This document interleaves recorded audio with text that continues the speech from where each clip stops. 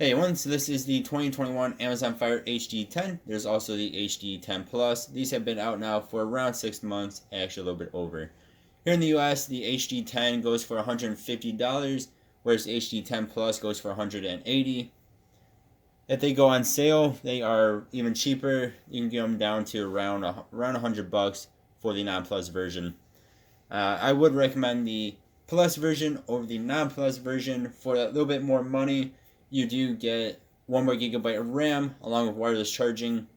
And then the back of them is supposed to be a little bit nicer too, as there's supposed to be a softer feel to them. But the biggest thing there is that extra gigabyte of RAM. That'll help you do heavier tasks such as gaming. I would recommend this device after this has been out, just like when I first bought it. Even then, I would recommend it. I still do recommend these. I love these devices. For how much money you pay for them, they are pretty good devices. So this one, the non-Plus version, has 3 gigabytes of RAM. The Plus version has 4 gigabytes of RAM. They have the same MediaTek processor in them, and it's actually the same MediaTek processor that was in the version before these, which was the 2019 version. It's a decent processor, but I wish they would have updated it just to make it a little bit better, a little bit faster.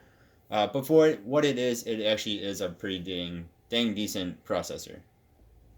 Just to give you guys a quick here on the processing power for just normal usage of what this device really is for, which is for browsing the web, maybe doing some ebook reading, doing very, very light gaming, like games that are in low to maybe medium graphics, depending on the game. That's really what this is made for. It just and like watching YouTube, Netflix, stuff like that. So here we are on the internet browser. You guys can see how quick this is. Again, even though this processor is older, it's actually a pretty decent processor. Like, unless you have this right next to, say, an iPad or the Samsung S7 or something like that, you're not going to notice the difference in performance, difference in speed. It's a really nice processor. For what it is, I just wish they would have updated it from the 2019 version just to make it that much better. But since the time this has been out, I've really not had any issues with it. Every now and then, which actually seems to happen with all my Android-based devices, and might be more to do with my Wi-Fi or something, is I'll be like browsing the internet and all of a sudden it'll just not work. Which then I have to turn off Wi-Fi, wait a few seconds, turn back on, and that works just fine. Again, that might be more due to my Wi-Fi than it is these devices themselves, but that is one thing I've had an issue with. A few other minor things which aren't really issues per se. There's things I kind of wish they would do or do a bit better. One is I love using the swipe. A lot of times it works just fine, but sometimes you'll do it and it'll come up with very, very weird, I guess we'll say answers. It'll come up with weird words. Again, it doesn't happen all the time, but it does happen sometimes. Other things I really wish this would have had on it would be tap to wake. So the only way to actually wake this thing up is to hit the power button that's on the side there. So if you tap it, it doesn't do anything. There's no way of waking it up except for this one button. Just a lot of devices nowadays have tap to wake in some way, shape, or form. It does not have that. But besides from those few things, which aren't anything major by any means, wish they would have or a bit of better. Biggest one there being the bit of a better processor would have been nice, just because you're paying a brand new device. For the year, you would think it would have a better processor than the previous one from 2 years before. Besides from that, those are very, very minor things. Maybe the next one will have a better processor. And again, the processor is more than fine for what this tablet is really meant to do. Again, you can do gaming on here. See, I have Roblox on here. I have Pokemon Unite, Clash of Clans, PUBG, Mobile Legends. All those things work just fine, at least for the most part. One issue with Roblox is one game, Royal High, cannot play whatsoever. Every other game on there in low settings you can play just fine. And again, if you get the Plus version, you should have a better experience with gaming. But again, these games I can play, you just gotta play them in low to medium graphics. You try higher ultra. High might work with some games. Ultra will not work. It's just not going to work. The processor is not made for that. And even in high, you're just going to get your tablet very, very warm. So it's best to play in medium to low graphics if you're going to do it.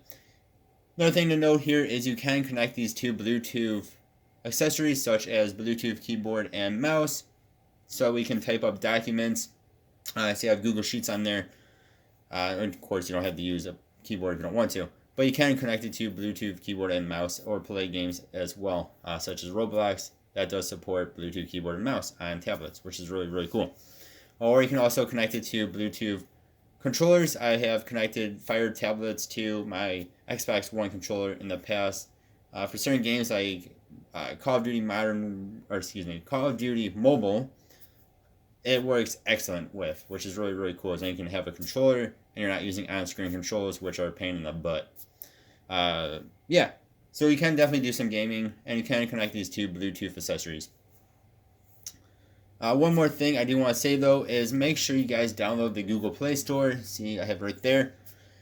On Amazon website, it says something like it does not support Google Play Store, but they do. It just does not come with it. It takes like 5-10 minutes to download.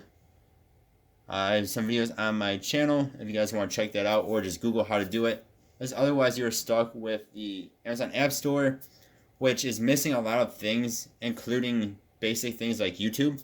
It has YouTube, so to speak, but not the official app. Really bad app for it.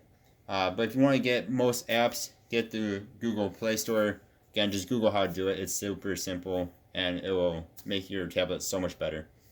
Or just check out my channel, so I have some videos step by step how to do it. But make sure you get that, otherwise you're stuck with the Amazon App Store, and that just isn't good.